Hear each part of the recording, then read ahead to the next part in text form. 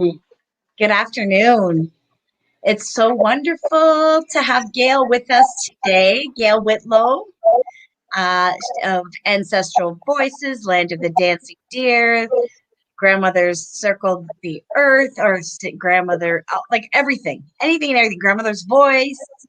Uh, just an amazing woman, and I'm so grateful that my journey brought me to you, and very excited for you to speak to the community and share your knowledge about our medicines, plant medicines, and just medicines in general.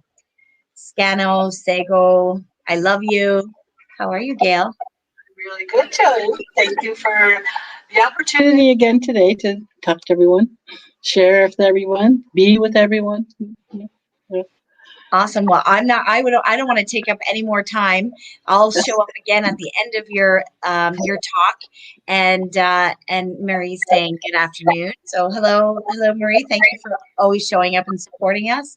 And we're going to really try hard to deal with the connection today, because I think there's just probably a lot of people on at school or work. It's that time of day sometimes that we find challenges. So if it gets a little bit hectic, Gail, I'll let you know, and maybe we'll maybe might have to cut off the camera or something like that, just to kind of save some of that feed. And I see that she's trying to work through that right now.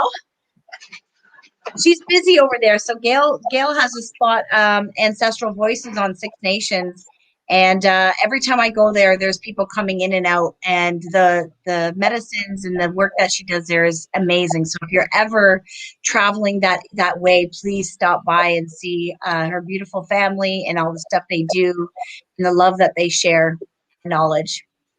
Love you, Gail. Have a fun time. Yes, thank you, Jody. Okay, so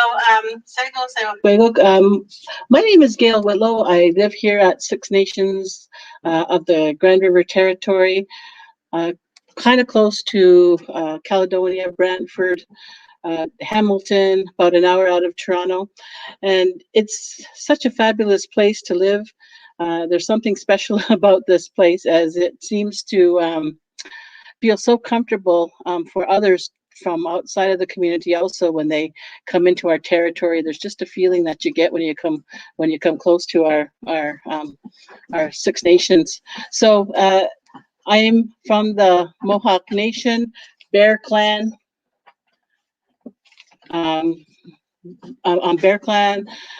One of my loves is the fact that I can say I'm the owner of Ancestral Voices Healing Center. At the center is actually located right here at 2066 Chiefswood Road, right in the heart almost of downtown Oswego. And, you know, it's called Ancestral Voices Healing Center, I guess, because of the path that I've walked for many moons, I guess you could say.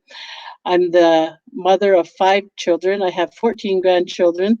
And Ancestral Voices was founded because of I guess you could say, the opportunity to gather others to share healing space so that our community could help find some of those options that would help to improve, maybe something in their life.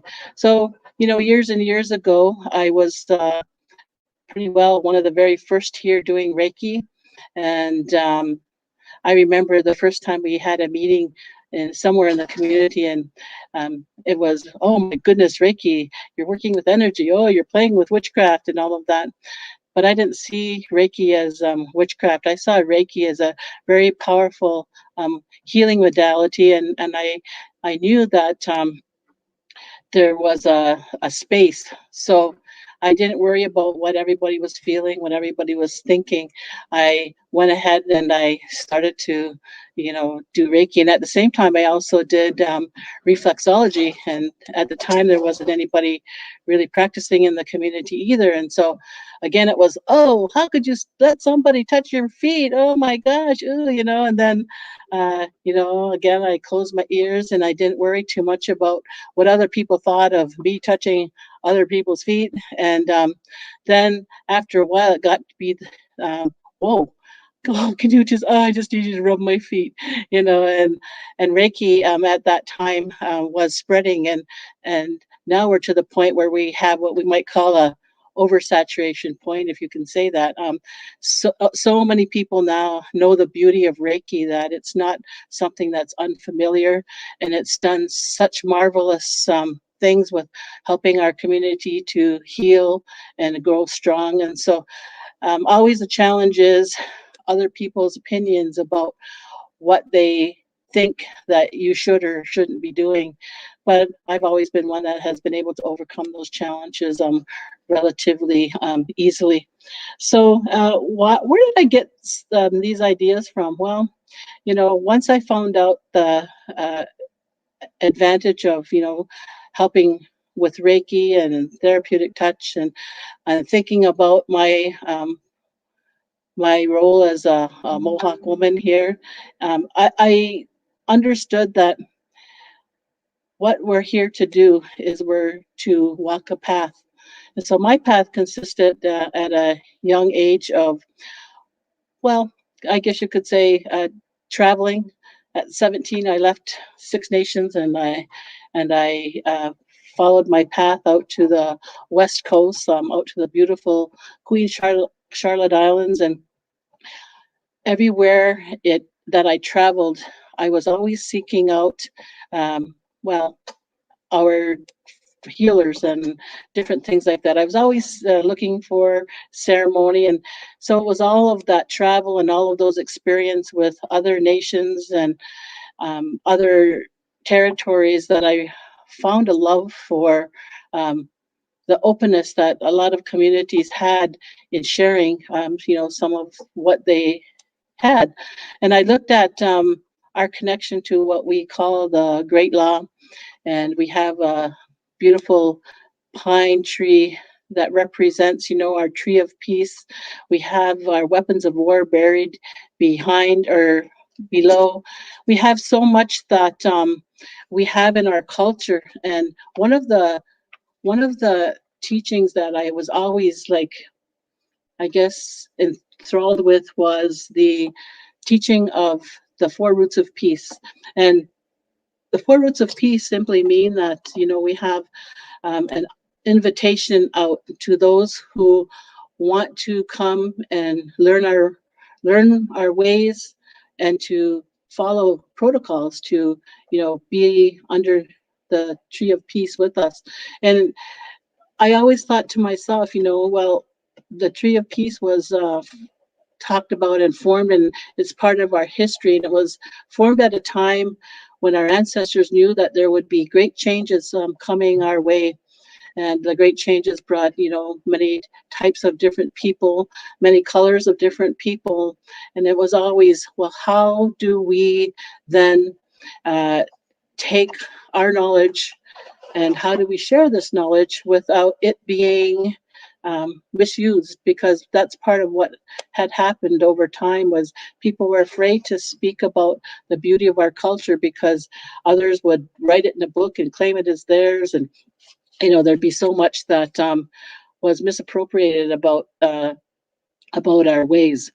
And the only way you can really understand the scope and the depth of this powerful teaching is to hear it in rote. So it's always like every year or every now and then you listen to the great law, you listen to the great law, you listen to the great law.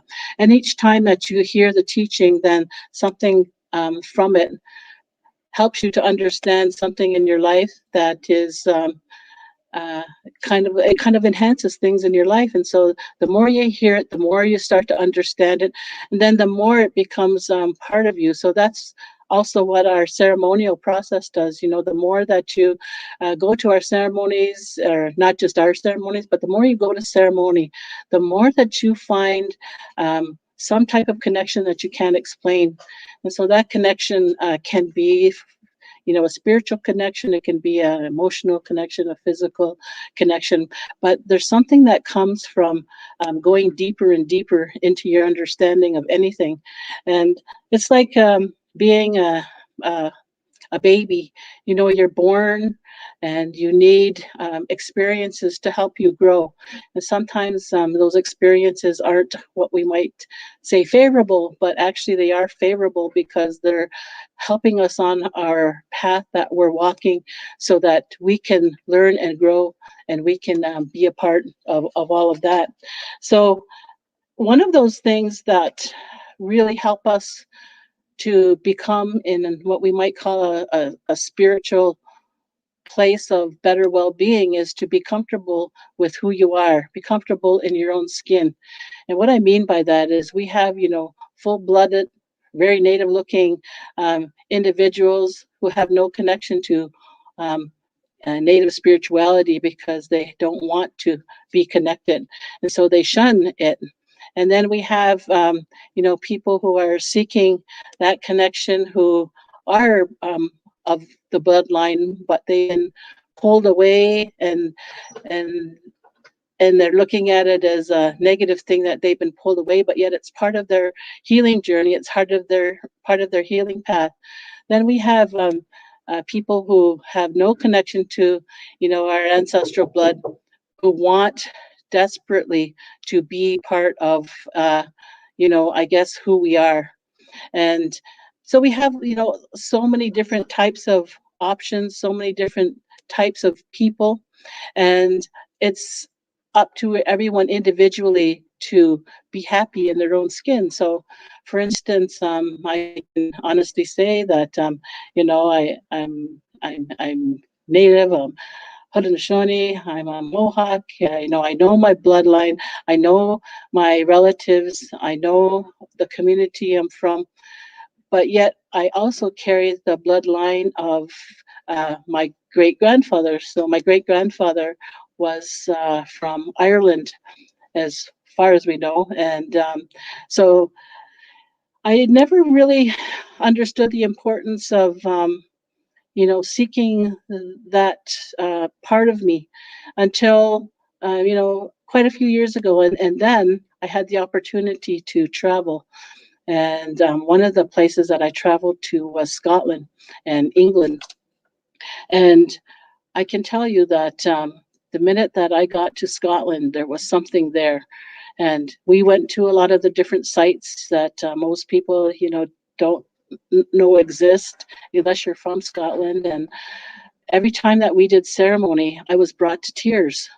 And I was brought to tears because of something that I couldn't understand. It was like, sometimes I would close my eyes and I would see visions of, battles that had happened. And I saw, I remember one particular time there was this great battle, and those men were like huge. They had massive legs and arms, and they were wielding these massive weapons. And, there was this big, huge battle. And I don't know. I felt something that connected me to the land in a very powerful way.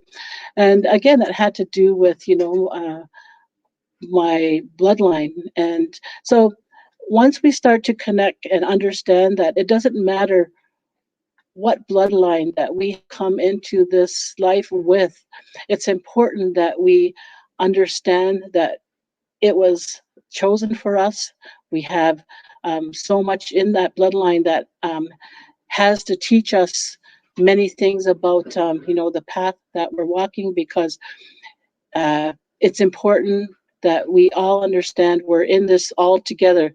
We're not separate because we are of a certain nationality, whether we're black, green, orange, yellow, pink, white, or red. We are all part of this human existence, and we're all connected. And so one of the things that helped me, I guess, to understand that connection was my walk with a course that I had taken at Mohawk McMaster University. I had taken this phytotherapy program, and one of the very first courses that I took was biochemistry. And it had been years and years and years since I had taken biochemistry.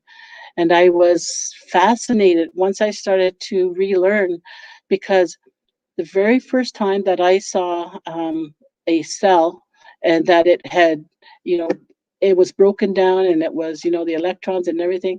I understand. To me, it reminded me of the galaxy. And when it reminded me of the galaxy, I thought, this is what the ancestors talk about when they say we are all connected. Why we certainly are connected, because every cell has a brain. Every person has billions of brains. Every plant has billions of brains. Every animal has billions of brains. Every inanimate object is built from the earth somehow, and it has some type of a brain attached to it.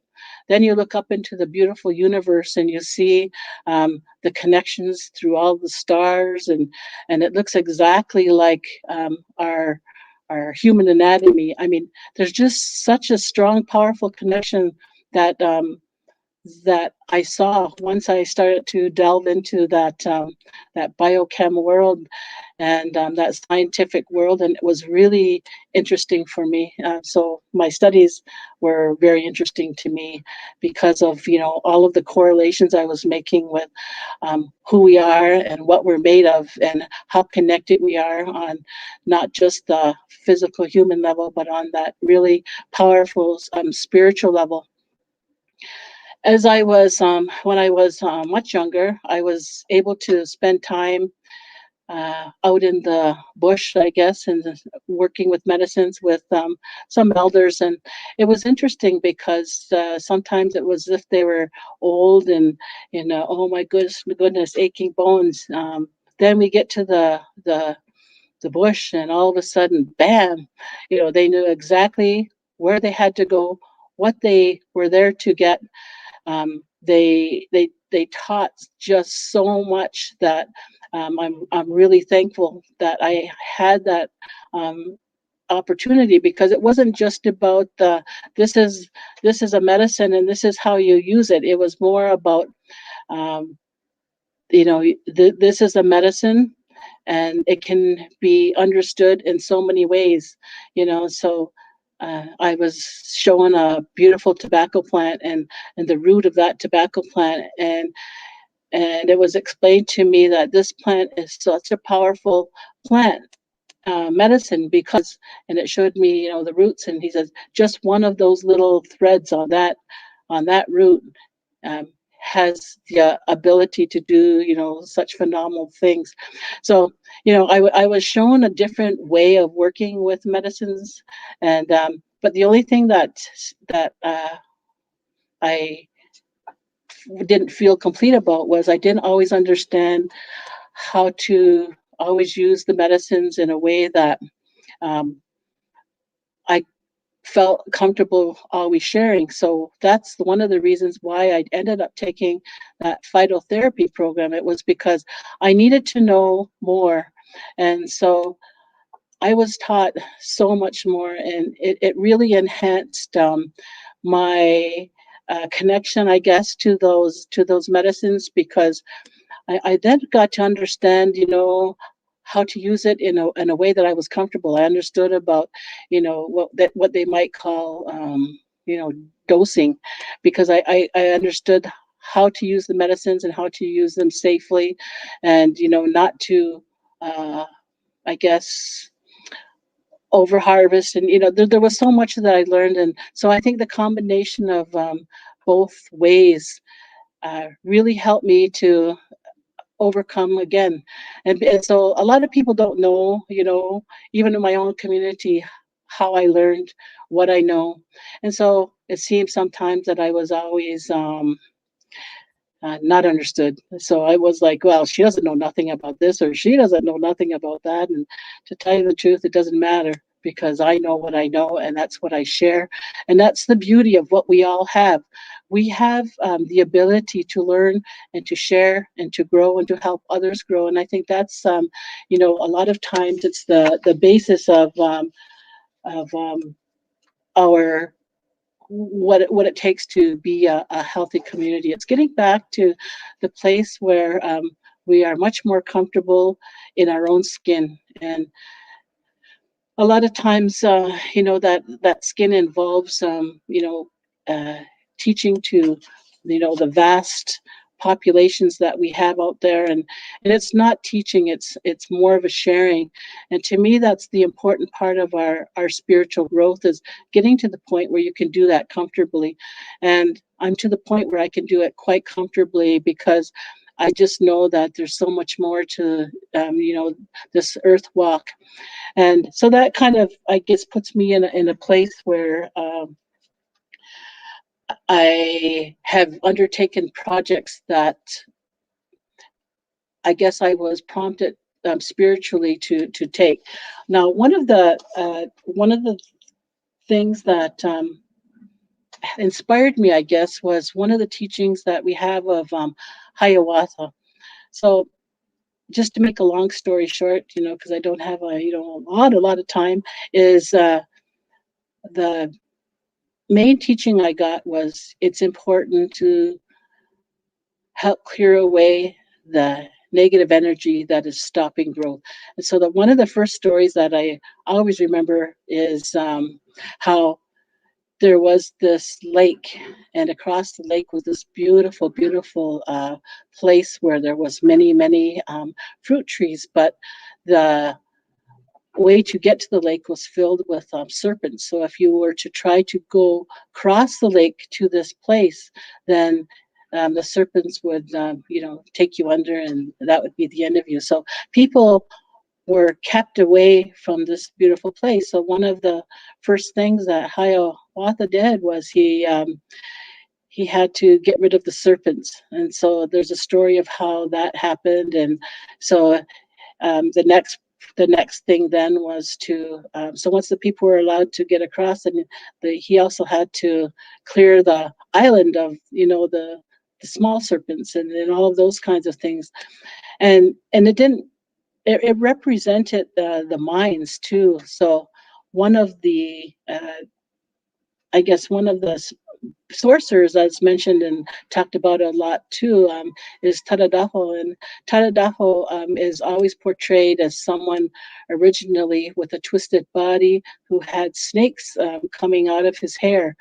And again, this is our teachings are oral, and there's a lot that has been interpreted and interpreted over and over, and sometimes the stories have changed, and there's so much that has happened. But the story is that there must have been something that really affected him to be all twisted, and to have that mind.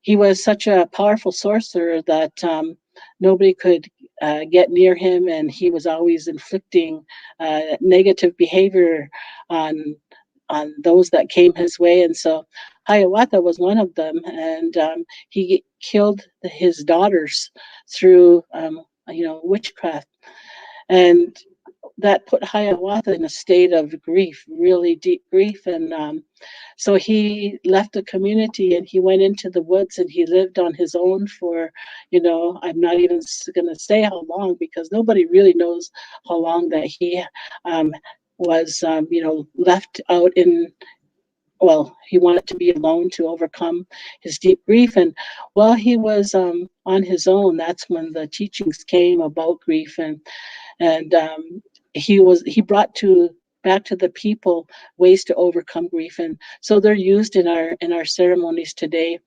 how to overcome that deep grief. And the reason he wanted to share that was because he didn't want anybody to go through that like he had to. And so there's so many stories that are like that, and there's always something and that's really embedded deep below those teachings. So I guess for me, in those stories, it's about, if we have the ability to create change in a positive way that is going to help others and that you meet on your path, others that you come across that need some type of uh, you know um, some way of helping themselves, then it's important that you share. So one of the things that I did in my community was I went against the grain, and I opened up a methadone clinic. And it was for me something that I found uh, extremely helpful for those that got on the program because it was a way for them to get off. And I know some of them who only used the program for a short time, just enough to bring them, to a place where they could handle their addiction on their own without having to. And there's like anything, there's some that are going to like be on the program for years and years and years. Um, and I'm so glad that I took the opportunity to do that because I found that it was a big help to many. So the thing about your tasks is once you complete your task, then there's always other tasks that are to come. And so the next task that I am undertaking, even at this point, is to create another vision that was given to me. And I remember putting my tobacco down for years and years and years and years, and going into ceremony for years and years and years and years, trying to find a way to bring people together, to share that vision of unity. And I'm not talking just about our people, I'm talking about all people again. And, and so that vision happened, and all of the doors have been opening for that vision to manifest. And that's a place I call the Land of the Dancing Deer. And again, it wasn't a name I chose, it was a name that the land chose for itself through different experiences. On that land, one of the things that we bring is Mayan fire teachings and Mayan fire ceremonies. And when the land first originally came to be, uh, I didn't exactly know how I was going to set it up. It was a question of, oh my gosh, what am I going to do? Like, what do I do? And so it just so happened through accident that one day there was Orion. And I knew that, from our stories and how important Orion is to us. I says, that's it. So I set up a ceremonial grid there using Orion. And I'm so thankful that one of my cousins was on the same path. And what we did was we used Orion, and we went to all of those places, and we did our prayers and we did our ceremonies there. And we opened up those spaces so that they could be, the anchoring of what was to come. So that was like many, many years ago, but um, we still have those places earmarked, and we still continue to do ceremonies in these places. And the when I put my tobacco down one time, I said, I know this vision is to manifest. I says, but please, I just want to see, what is this vision really going to be? And all of a sudden, I saw this. Like, all I can say is this huge, huge, huge project, and I go, wow! Like, gee, that sure is different than the original vision that I had. And because I saw that vision, I knew that it was up to me to manifest that. And the reason why I wanted to manifest this vision was because it was of great importance for not only our people, but for being a bridge to helping people to understand us. Years and years ago, I had the opportunity to spend time with, a lot of elders, but one of them was, one of our well-renowned chiefs, Jake Thomas. And sometimes we would go over to his home, and, he would just say, so what are we going to talk about tonight? And somebody would ask a question, and he'd give us the most beautiful, and I mean the most beautiful teachings as he knew them. And he shared the beauty of our culture. And I just remember thinking to myself, if the world knew the beauty of our people, then this world would be it would be so much more beautiful. And I would always like say, well, why are we such a closed people? Why can't we share this beauty, with others? And it would always kind of irritate me a little bit I guess when people didn't understand that connection. So I'm just like I was amazed at how that vision helped me to, I guess, or sorry, I'm just listening to somebody else. Somebody's at the door, and I kind of got distracted because of what they were saying. Um, I just I just so Jake Thomas taught that I really would like the opportunity to um, follow on the work that he had started. I mean, he was blacklisted, I guess you could say, for bringing the Great Law to not just the Indigenous community, but inviting others to learn these beautiful teachings. And I can remember at the time, I could see the sadness in his face when it wasn't being accepted by the community. And it wasn't until after he passed that it wasn't until after he passed that everybody was really glad that he took the opportunity to, I guess, put these teachings on video, and to, and it was really important for us even now, because we still rely on a lot of those resources that came from another time. So when I look at when I look at when I look at some of these experiences that I had in my life, it really makes me realize that if we have a dream or a vision, that it's important for us um, to to to manifest to manifest whatever it is in a way that we um, can do it.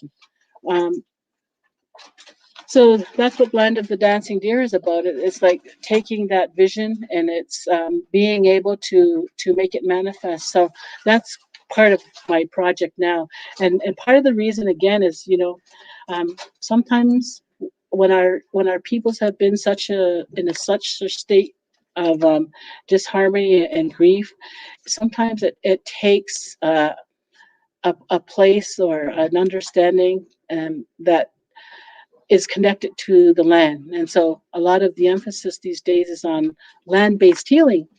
And so because land-based healing is where everything seems to be. In order for us to come back to who we are, we have to get in touch again and be connected with the land. So part of my walk has always been, I had mentioned that I had left when I was young. I followed that ceremonial path. Um, so part of that ceremonial path led me to many teachings and many understandings. So I don't like to give myself any labels. I just like to say that these experiences have shaped me to be the person that I am today, and because the person that I am today always seems to be uh, sorry about that. Uh, because of who I am today, I feel really happy and inspired to do the best I can for those that are, I guess, seeking that knowledge, and that knowledge is within. Anytime that we want to know some deep teachings or some deep mystery in earth, all we simply have to do is take a walk back in nature.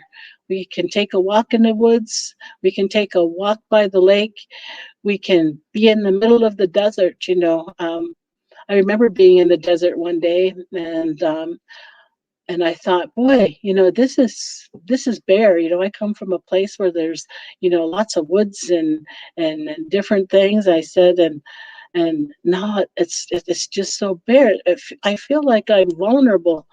And so the person with me said, this is what I see. And they started to share with me the beauty of how they looked at the desert and what it meant to them. And so then I looked at, so then we were able to share about what the being from a place of the woodlands meant to me. But I was able to see then the different perspective. And so that's what life is about. It's all about, different perspectives that we have on many different things. So, you know, one of the other things that I guess makes us uh, people that have that really deep knowledge is the ability to, have ceremonies, to have different feasts and to understand that our being comes from within through our dreams. So many of us are dreamers and we don't know it. And our dreams have the ability to take us to places, to work out our problems that we meet on a daily basis. Um, what I mean by that, is if you have an issue or a problem that needs addressing, something that has come up during the day, what happens then is when you go to sleep, all of those pieces are connected somehow in your dreams. And sometimes the process can be worked out through your dreams. Dreams take us to a place where we can face our fears. So if we are continually dreaming of something that is causing us to be fearful, to wake up and be in fear, then we have to address where that's stemming from and what we can do to change the nature of that dream and to understand that dream like a little bit more in the in the past and even today. Our dreams are so important because our dreams are our guidance help us to manifest whatever it is that we need to consider or to work out or to understand. And so that's why dreams should be taken more seriously. And dreams, there's so many people that talk about dreams and so many studies about, what dreams are. But dreams are really just our way to get rid of stuff we don't need and to help us to sort through things that we need to understand a little bit better. So dreams also help us to know what medicines that we need. So, I remember once I saw this vision of this tree. I don't even know if I was asleep or whatever. I just remember, I think it might have been a day vision. And all of a sudden I saw this tree and it just flashed and it was kind of like in a fog and it just flashed before me. And I said, wow, why did I see that? But actually part of what that was about for me was helping me to understand something that I needed at that time. And also through my dreams and through my visions, sometimes I get the help that I need. I had this one of my guides. She's an ancestor of mine, and the reason I knew who she was because how she manifested. And and one of the first manifestations happened through a dream at a graveyard. I was at the graveyard, and she was there with someone else at the graveyard, and I wondered why I was at the graveyard. And then they seemed to be on their own, and I was like doing something, and then I looked, and she looked at me, and she pointed to a gravestone, and she pointed to a hole, and then my vision or my dream was over, and I says, oh boy, what was that all about? And and it was through like different types of dreams like these that I had to learn how to put the pieces together. And so she would come to me at times when uh, I needed to know something, and she would always be there in a way that without words she showed me what it was that she needed to see. So she comes when I need her, and sometimes I don't even know I need her, and then she's showing me something. And I remember there have been a couple of times when I've been working with someone, because in the healing work that I do, it's not me who does the work, it's our ancestors who work through us. And I just remember that I was in the middle of a session, and she was sitting at the end in a rocking chair, and she was watching me, and then she showed me what to do. And so that happens like on many occasions when you get the opportunity to learn about that deeper side of something you don't understand. She showed me what to do. I did it, and it was a learning experience for me. So when I'm doing that kind of work, this has happened to me over and over and over and over again. So that's how come I to be so comfortable in what I'm doing. And it's because I understand that it's not me who's doing the work. It's me understanding that all of our guides and our helpers are there doing the work, and I'm simply a tool, that one can activate to help on your own personal healing process. And sometimes the messages aren't always something you want to hear. And that's the hard part about being on your healing path, is they're not what you want to hear, because that's what has caused you to get into the crisis that you're in. And so by bringing some light to that, you're able to look at it from a different perspective. Another time I just remember I was being shown. I love Arizona, and many times I have traveled up through the canyons and hiked up through the canyons. And so in one of my visions, I was doing exactly that. And it was, I was just loving, being up in the canyons. And all of a sudden, they showed me that I had pink glasses on. And so when I saw that, I go, rose-colored glasses. Okay, so what am I not seeing in the right way? What is it that I have to change in order to understand something in a way that's maybe more truthful? And so, a lot of times these visions help you to grow and to correct or to see a different light that maybe you weren't seeing. Our old ways are changing, and as people, we have the ability to adapt. So we adapt to all of the things around us.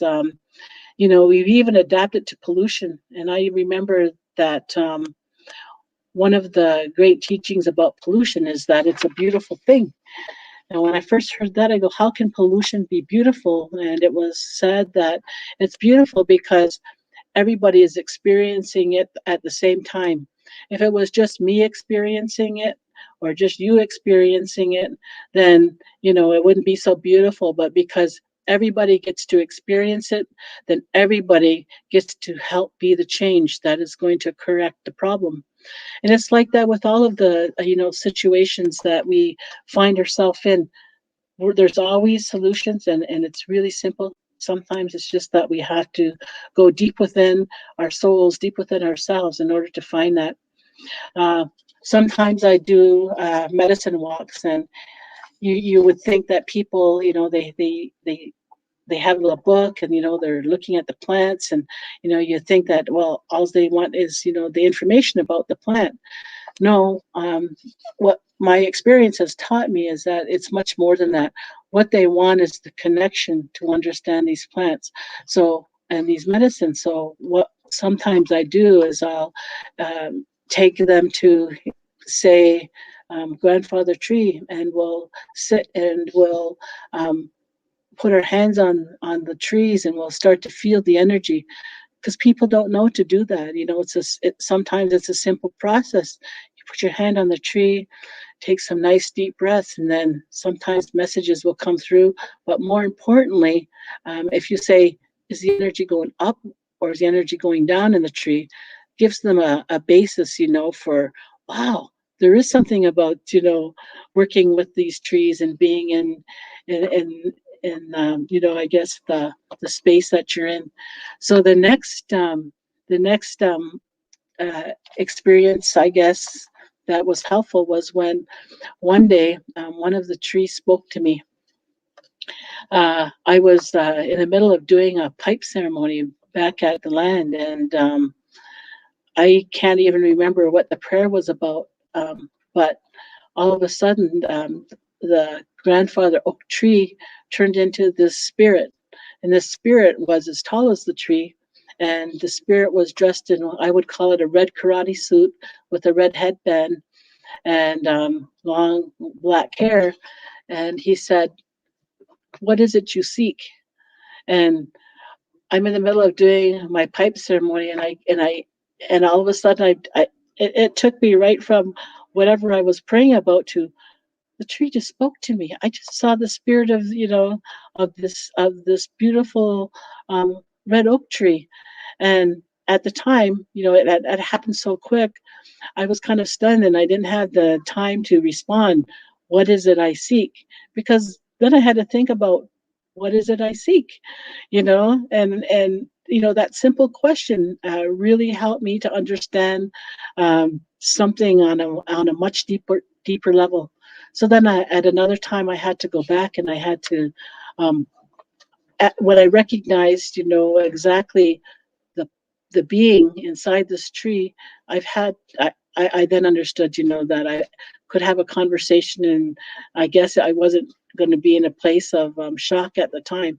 So our experiences really help us, I guess, to um, be part of the solution, and that's kind of like how I see my role sometimes as being part of the solution.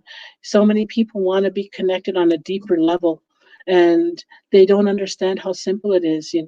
Simplicity is taking the time to spend 5 minutes out of your life for yourself, taking time from your busy day to take a walk, taking time from your busy day to sit in a place of quietness and solitude, and just to allow your mind to settle. Um, those things, they sound simple, but for some, they feel like they're impossible, and that's what that connection to our teaching is all about. It's like um, we have to listen, and listening is the hardest part. So for us, when we go into ceremonies, one of the teachings I was taught, a long time ago was not to ask questions. If you are going into a ceremony or you're going into a place for the first time, then don't be asking questions because you don't have the experience of um, going through the ceremony, so you don't even know what questions that you have to ask. So don't even ask. Just go, observe, and maybe go again and observe. And when you can actually go through that process, then you're going to be able to ask more focused questions.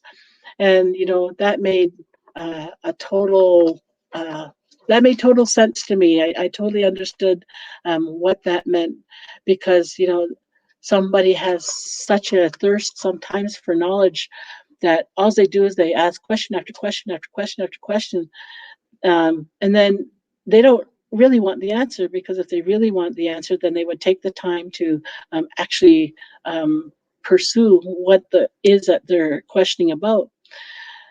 So again, when you're walking on the land and you're part of the land has the opportunity to have that talk with you, to have that communication with you, and to help to heal you on a level that you had no, um, I guess you had no understanding was possible.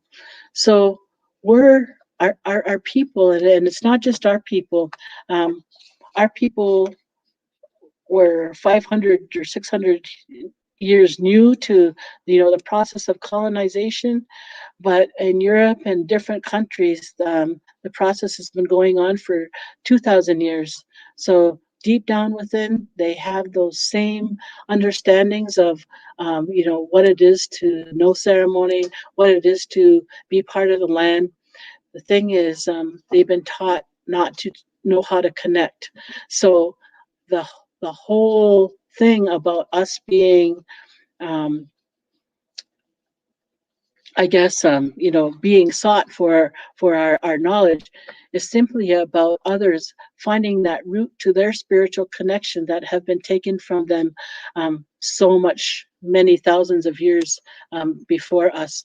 So I could go on about all different kinds of experiences, but one of the other experiences that helped me on my path is the ability to see beauty. And sometimes we don't know that we have to look for it. And so I'll share just this vision or this little story that with you. So, in my younger day, things were really tough. I remember I was sad. I remember being sad, like kind of like a lot of the single mothers are these days. I was a single mother raising my children. I was forced into having to work to pay rent, and there was just so many things that I had to go through, and so I guess my spirit was low, and I went to see this medicine man, and he looked at me, and beside him he had like a little bag of medicine, and he pulled out his drum. He looks at me and he starts to sing. So he's singing the song, and all of a sudden the tears started to flow. The tears just started to flow, and I'm going, wait a minute, I didn't come here for this. Don't ask me what I thought I was going for, but you know, at that point, those tears were flowing. And when he was done his song, he looked at me and he says, "Hmm, you needed that." And there was something about that song because afterwards I felt, I guess the best word I could say is I felt lighter. And he gave me a piece of this medicine, and he said, "Now you need to go and you need to sit under a tree by the river." He says, "Put your tobacco down and chew on this root." And so I thought I had an hour an appointment. I'm going, why, this took like less than 10 minutes. Oh, all right. Well, then, I guess that's it. And I never had time really because, I was going to school, I was working, and I was trying to figure out when I was going to have time to do this. So one day I was at my mom's house and I had like 10 minutes before I had to go to an appointment or do something. So I said, you know what? I'm going to go for a practice run. So I went down by the river and I sat under a tree that I knew well, and I put my tobacco down. I looked across the river, and across the river, it was kind of fall and everything was dead, and there was no tree, there was no leaves on the trees, and there was the river, and yeah, there was a house there, and I was sitting there and I was kept looking at my clock and I go, I knew I didn't have time for this. And so um, I think it was at minute 9 and I only had about a minute left.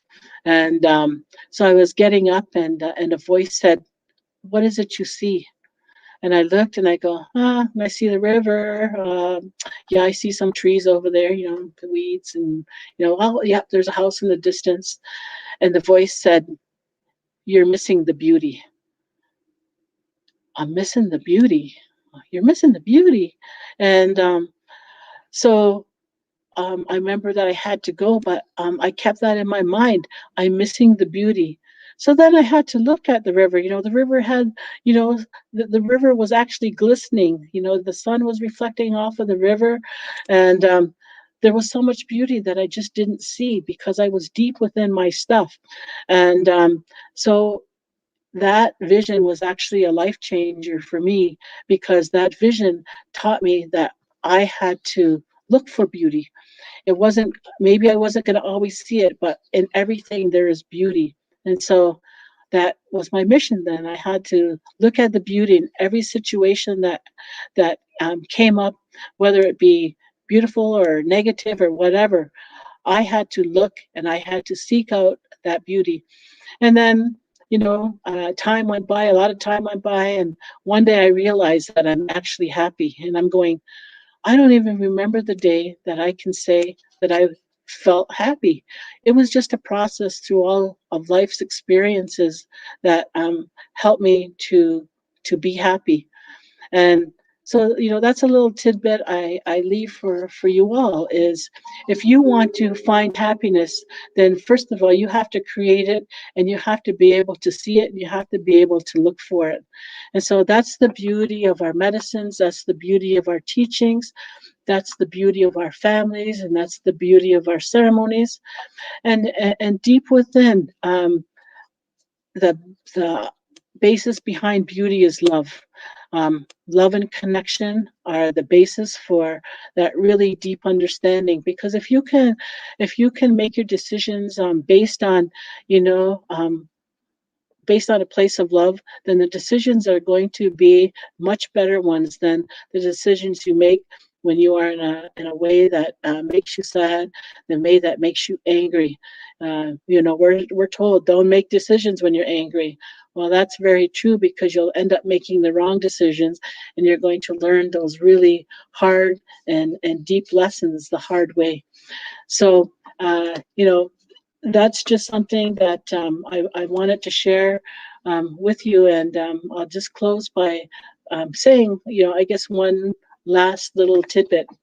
So, our people and all people, we had that very deep spiritual knowledge. And there were times, so for us, it was when, after the conquest started happening, um, different diseases came, different things came, and we didn't have the ability through our natural healers to find a solution. So, for instance, something like TB. TB can't happen if your people are strong and people are healthy, but our people are brought to a place where you know diseases like this could really affect us. And because of this, those that had brought the diseases over seemed to be able to have a way to help us get better. And because we came from a very strong spiritual core, we took that opportunity um, to maybe change our thoughts and to go with a different form of medicine. So that kind of started taking us away, because I used to wonder how come our elders allowed this to happen to our communities. If we were such strong people, how did that end up happening to us? And it was because of that deep spiritual connection, saying maybe there's a change that has to come. So with that change, we started to follow, another path. And the beauty about following another path was something had to inspire us to get back to our own path of healing again. And that has happened over time. So I see Miss Jody's back online with us now. So I guess my time is up, but I never It's know. never up. I never know what I'm going to say. I love it. I love it. Even I'm on the back end calling Janelle saying, "Oh my gosh, tell them just to be quiet a little bit." She's Well, like, it "No, was I all, got it. I got it." And more for me, I'm just like, "Oh my gosh, I can't hear her." well, But it was all planned that it was supposed to be real quiet. Then all of a sudden it wasn't. I go, oh, so that's one of our teachings. Like we have to go and we have to like fit into with what we're being oh faced my with. gosh, totally. I think everybody. I'm just going to mute you as I talk, Gail, just because there's feedback.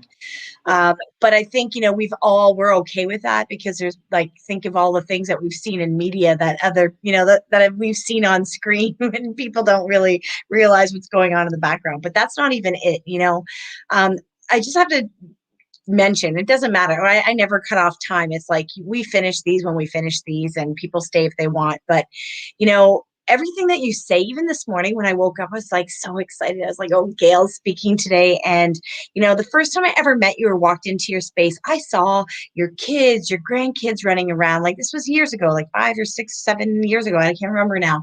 And And when I walked in, it was the first time that I had gone to a space in my healing journey and finding my culture and connecting, where I walked in and it was the first thing I heard was, "You made it." And so much that it made me, like, it's making me tear up now, because knowing that all of these things that we think about in life, just to get to the beauty and the peace that people speak about, like, it's been years that we were allowed to speak about love outside of our own homes.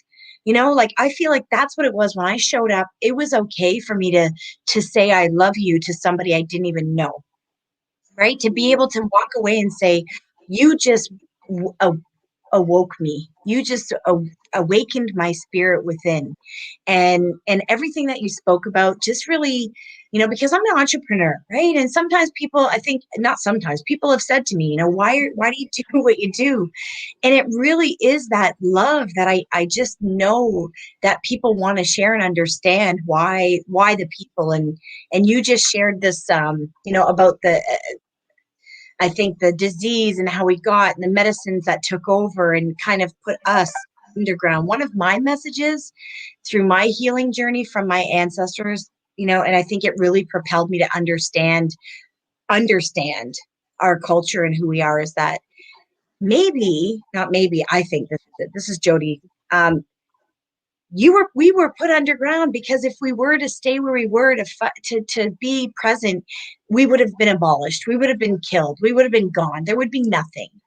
So maybe, right, like, our women were put underground, our medicines were put underground, and now we actually are in a time where it's safe to come out and share and say that it's okay to look at and understand that, everything happens for a reason, quote, right? Where everything happens for a reason, because you can look at the good that's in it, right? There's always good and the bad. There's always that balance. And for the yoga people listening, it's that yoga nidra, right? Like, knowing that there's an opposite to everything that you do, and to live and be in balance is really important. And so I'm so honored that you're like one of my first grandmas, medicine women. I know you don't feel like to be referred to as grandma, medicine woman, but you are. And you've introduced me to so many amazing women and grandmothers that have been, preserving culture over for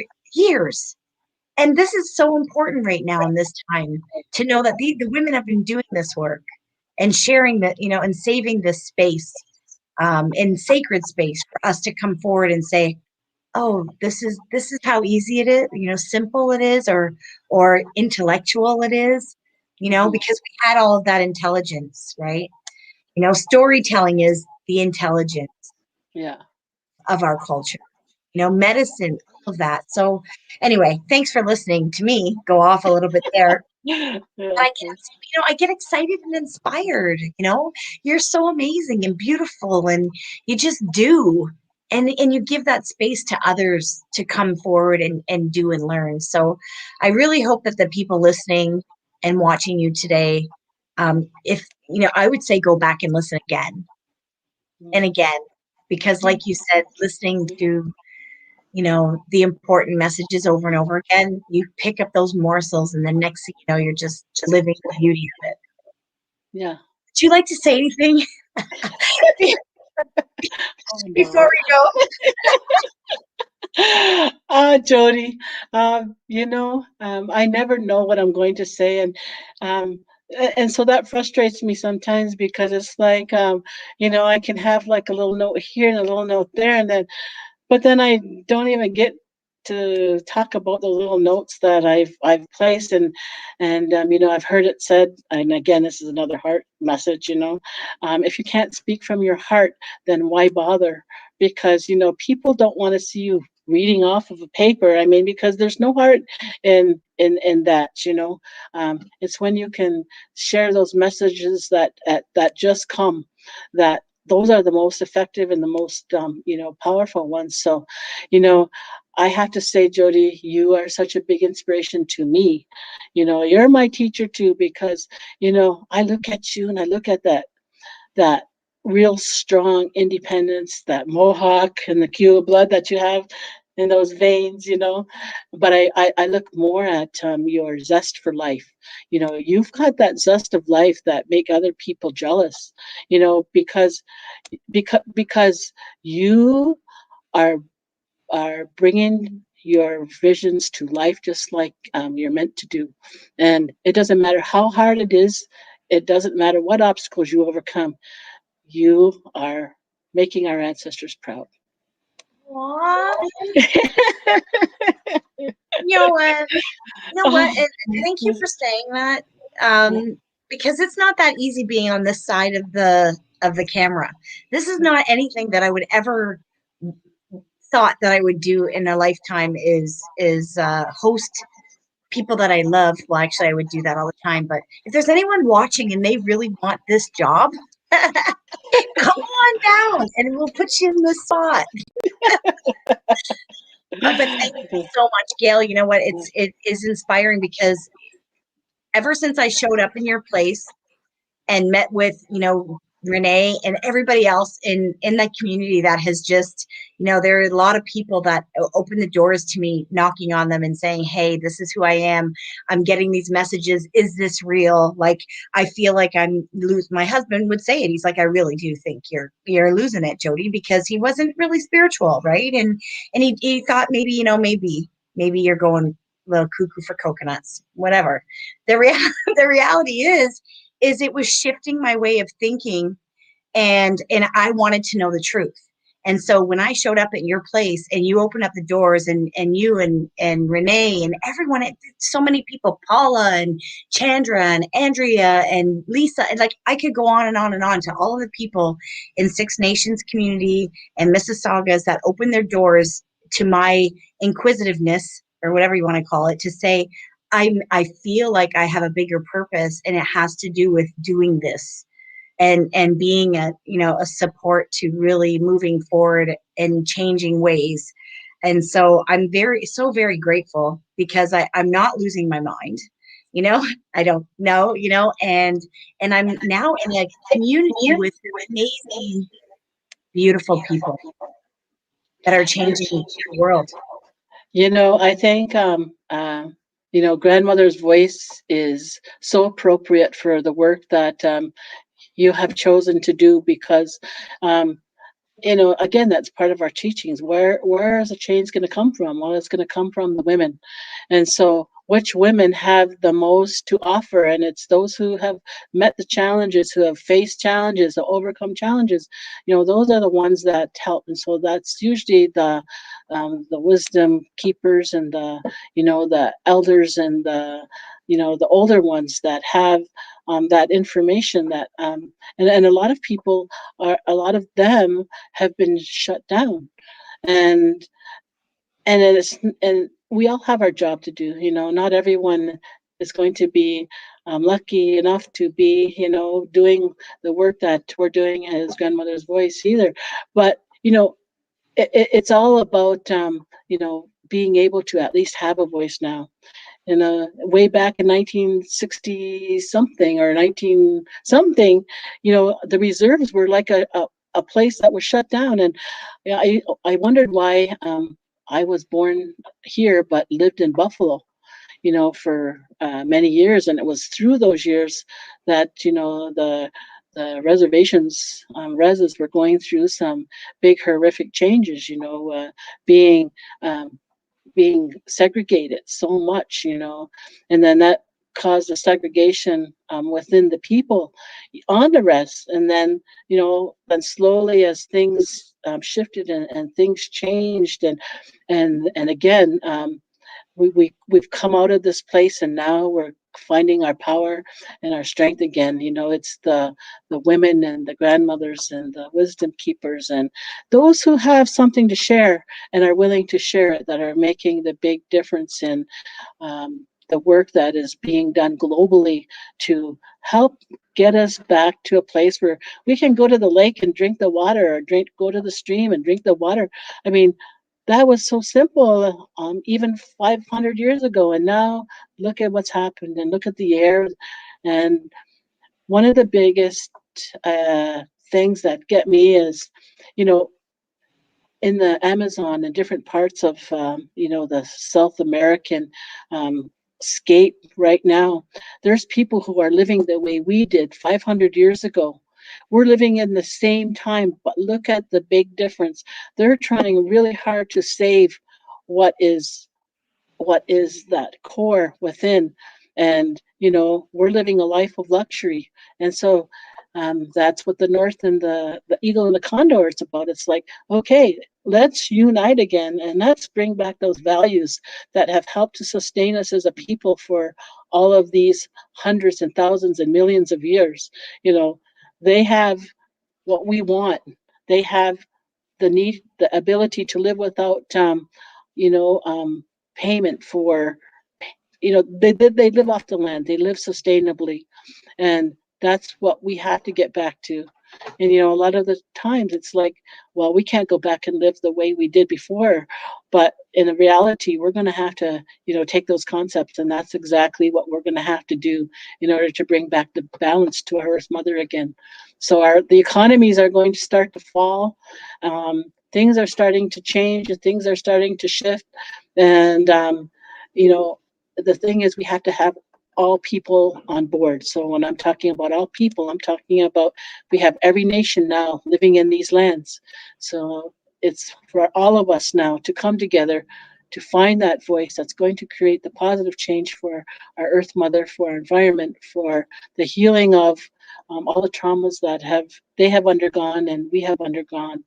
And that's where we find that peace and joy again. So there's two ways it can be done.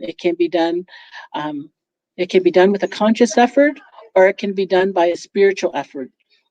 And that spiritual effort is going to take a big toll on our people, so we can do it together, or we can force it upon us.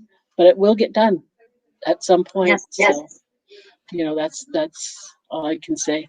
But yeah, so thank you, Jody. And I hope it was, I don't even know what I said now, but I know that it was meant to fall on people's ears. So Oh, it was awesome. As you yeah, storytelling, Gail's storytelling at its best, where you don't know where she's taking you, and then all of a sudden you're like, ah, right? Yes. There's a purpose for it all. Anyway, thank you so much for your space and time, Gail. There's some lovely messages on the side here. I don't like to put them up when it's happening, because then the speaker's like, you think you get sidetracked. Next thing you know, you're like looking and you don't know what you're saying. So that's the only reason why I didn't share your guests messages, but please take a peek, and you can answer them, Gail. And we're doing a lot of amazing stuff with all of the organizations and things that Gail's a part of, from Grandmother's Circle the Earth. There's some other, the Land of the Dancing Deer. There's so many ways too that you can reach out and support. You can find her on any of her platforms, and then you can also find her through Grandmother's Voice. And if you want to get involved, just reach out to either of us, and we can put you in a direction or on a path to support all of the work that we're doing. And it's really amazing. Thank you, Charlene. Our heart is full too. This work that we're doing is not work, it's purpose, and it's love. And it's we appreciate that you all continue to join us. Thursday, join Chef Joel White Duck from Nish Dish. He's amazing. He's doing so many different things. And then we have Jane Burney again joining us on Thursday evening, who's just amazing. Thank you all so much for showing up. Thanks, Gail. Love you. I'll see you this week.